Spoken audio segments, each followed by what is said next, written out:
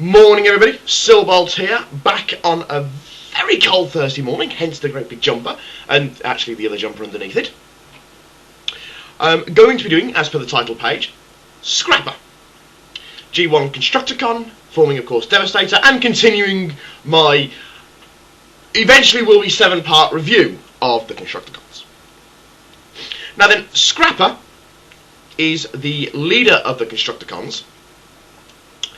And unlike Hook, who's a bit of a megalomaniac, Scrapper is very, very modest. But it is his designs that are implemented by the various Constructicons, by the Constructicons into building things. And he's actually quite a genius at it.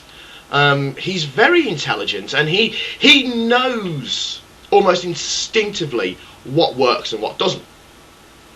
So, but while Scrapper is a bit of a modest Decepticon, that's not to say he's very nice. No, he's got a torturous streak in him. I suppose you could say he's quite fond of the Cybertronian equivalent of Blood Eagling, sorry. Blood Angels, too much 40k. Yes, he's quite fond of the Cybertronian equivalent of Blood Eagling, and for those of you who don't know what Blood Eagling is, it's a very nasty form of torture execution. Well, basically what they do is they do something nice like nail you to a tree, and they pull your ribcage open. So they split your ribcage open, and one by one, and you're left with your lungs and heart exposed. You're still alive, by the way. So yes, and it's Scrapper's idea that in Triple Takeover, who makes the throne out of the Autobots, who then, for some strange reason, don't do it voluntarily for Prime, but there we go. So, Megatron is quite fond of Scrapper, mainly because of this rather sadistic personality that he has. Okay, now in the G1 cartoon, Scrapper shows up with the other Constructicons, and like all the other Constructicons, doesn't really have an awful lot to do individuality. However, because he is the leader, he does get a fair bit more screen time than the others. I mean, for instance, it's Scrapper who puts the idea to Hoist and Grapple to team up to build the big solar needle tower thing that looks like that time travel device they used in Turtles 3. But there we go.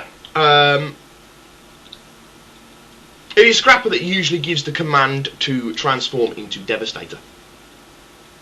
Okay, now we've got lots and lots of fun parts with Scrapper in that, well, let's see. You've got the various continuation stories of Scrapper himself. Namely, you have, well, in Heavy Metal Wars, Megatron creates the Constructicons. In the Secret of Omega Supreme, Megatron, who was evil, captures the Constructicons who are good and transforms them into evil using the Robo Smasher. In 5 Bases of Darkness, the Constructicons create Megatron. So, a very, very strange way of doing it. The Constructicons and Scrapper are fairly prolific in the first 2 series, as I've probably said, to be honest. However, they don't make it really into Series 3. Now then, in the in the Marvel continuity of the comics, the Constructicons are not built by Megatron, they are built by Shockwave. And as I've said, he commissions the building of Shockwave Shockwave commissions the building of Constructicons, and they're in. In, I believe, it's the Earth Force continuity.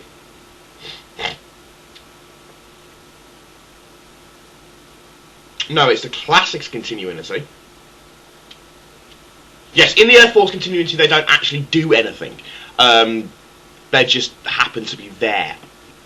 Right, in the Classics continuity, Scrapper gets slightly more of a prolific role when Scrapper and Soundwave are part of the ones that are trying to figure out if people like Landquake are actually telling the truth about what's been happening.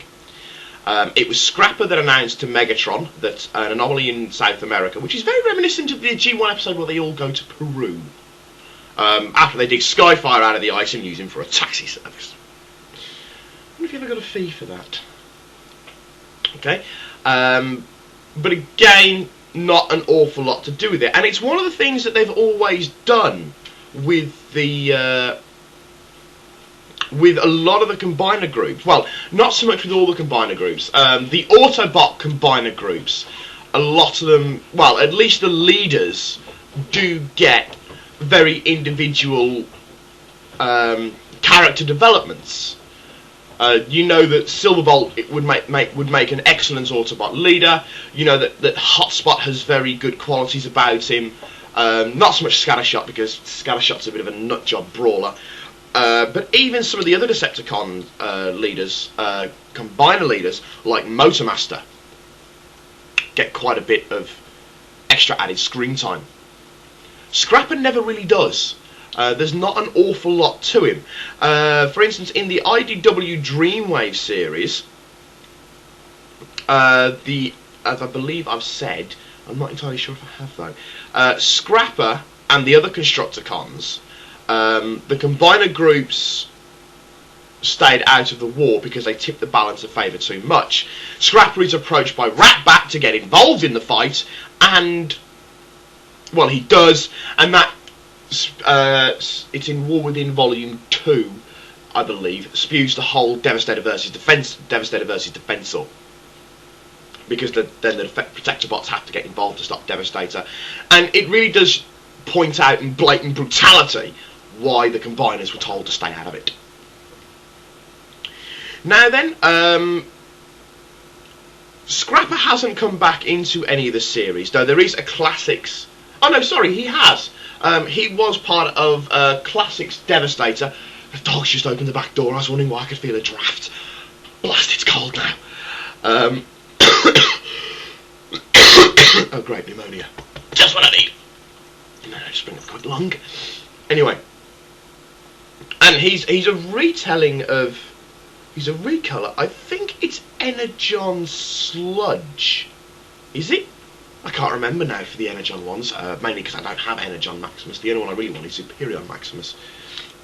So I actually quite think the 5 planes are quite funky. But anyway, now, that's about it really. Yeah, but somehow along the lines, I'm not entirely sure, but I think Hasbro have actually lost the rights to the name Scrapper. Hence for the reason why now they're called Decepticon Scrapper. How they lost the names to the rights of a name like Scrapper, I have no idea. Sorry, I'm really conscious of the breeze that's coming in the back door. Okay, now on to the toy.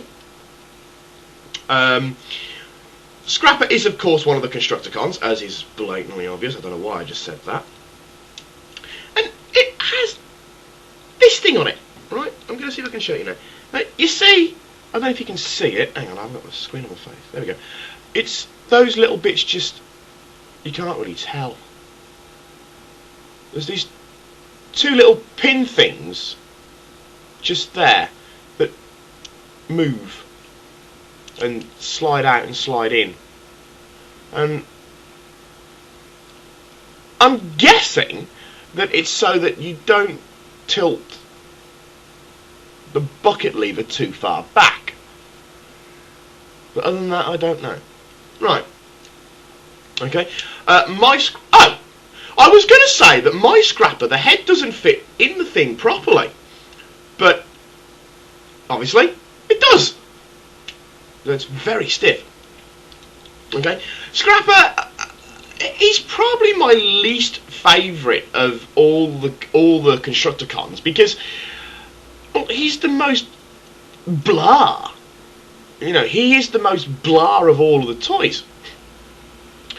And he really does show an awful lot of the... Oh, yeah, see, because otherwise it does that. Anyway, I'll get to that in a minute. Of what would later become an awful lot of Hasbro designs, especially as you moved into the 90s range of toys, where the transformation was simply very Micromaster-esque. Micromaster-esque. You know, you pull the legs back, the arms come up, and the head comes up, and done. So hardly rocket science to transform him. The scoop is like this, which would give him a problem in low-hanging doors, because, you know, he'd be walking and just go, dunk. But, and there's not an awful lot that can be said about Scrapper, because there's just not an awful lot to him. There was a Micromaster release, incidentally, of Devastator in the Universe line, in the earlier Universe line. This is still going back in the days of Transformers Energon. And I believe they were marketed under Energon as well, if I remember correctly. And there is a very Scrapper-esque toy, who, for some reason, has been renamed Buckethead. I do have the toy. It's actually still buried in one of the boxes that has, as of yet, hasn't been unpacked. And yes, I know I've been in the house 4 months and haven't unpacked everything. But all my Micromasters are all locked away because I've simply got no room to put them. Which is a pity, because I like my Micromaster bases. So he was renamed Buckethead for that release, but again there was still 6 of them. However, with those releases, they also did, to my knowledge, Superion and Defensor. But again, they all had 6, which is really weird because they're not supposed to have 6. But yes, that is my review on Scrapper done. Because there's really not an awful lot that I can say about him. He forms the leg of Devastator, and it's really is a very simplistic transformation, one that they actually kept for the cartoon. If you ever look at the leg that Scrapper forms, that's how it goes. Now, he doesn't have a proper foot, he's got that thing, and that's how Devastator goes. And to be honest, I've just realised that that is probably what those 2 little pins are for. No, it can't be.